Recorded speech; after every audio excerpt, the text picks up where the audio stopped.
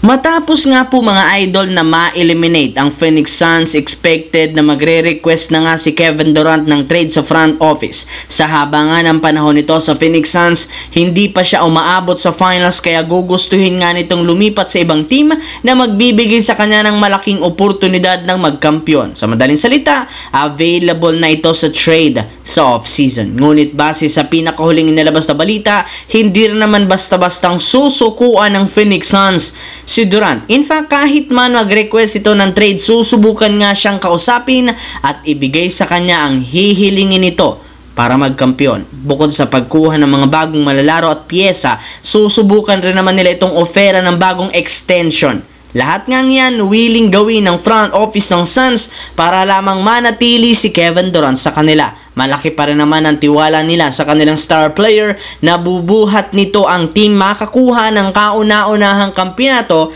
sa kanilang prangkisa. Samantala, pagkatapos nga po na manalo ang Los Angeles Lakers laban sa Dallas Mavericks, babalik na nga ang kanilang team bukas para kalabanin naman ang Houston Rockets na naselyuhan na ang top 2 sa West. At bago pa magsimula, inanunsyo na ng Lakers na nakalista bilang probable si LeBron, out naman si Maxi Kleber. Kahit man opisyal ng pasok ang Lakers sa playoffs, hindi pa rin naman nila pagpapahingahin ang kanilang mga players. Ibig sabihin, paglalaroin pa rin ni Coach JJ Redick ang mga ito. And speaking of JJ Redick, matapos lamang pangunahan nito ang Lakers sa pagpasok sa playoffs, sari-saring papuri ang kanyang natanggap. At isa sa pinakamakalaking pangalan ay si Coach Phil Jackson. Ayon dito, sobrang bilib nga siya kung paano na-handle ni Coach JJ Redick ang pressure sa pagbuo ng chemistry sa pagitan ng tatlong star player na sina Luka, LeBron at Austin Reeves. Para nga sa isang coach na wala pang experience, na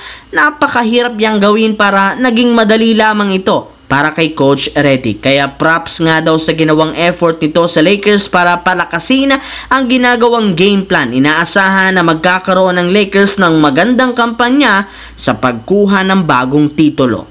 Sa kabilang banda, simula nga po ng tanggalin ng Denver Nuggets si Coach Mike Malone, lumabas nga ngayon ang balita na posibleng umalis rin si Nikola Jokic sa mga susunod na taon. May ilan nga dito ang naniniwala hindi na natutuwa pa si Jokic sa mga nangyayari na maaaring magresulta ng pag-request nito ng trade. Marami rin naman nga mga nabanggit na teams ang interesado sa kanyang serbisyo, kagaya nga daw ng Los Angeles Lakers na maaaring i-pair kay Nikola Jokic at Luka Doncic, ang Clippers na balak gamitin kay Harden, at higit sa lahat ang Golden State na matagal nang interesado sa kanya. Pangarap nga talaga ng Warriors na makuha si Jokic para kay Stephen Curry at magkaroon ng legit na big man. Meron na rin naman silang lumabas na mock trade ngayon. Paano nila ito makukuha? At yan ay ang pag-offer kina Jimmy Butler, Brandon Podziemski, Trayce Jackson-Davis, 2026 first round pick, 2028 first round pick, 2031, 2027 first round swap at 2030 first round swap. Ganyan nga karami ang dapat isakripisyo since hindi basta-bastang player si Nikola Jokic.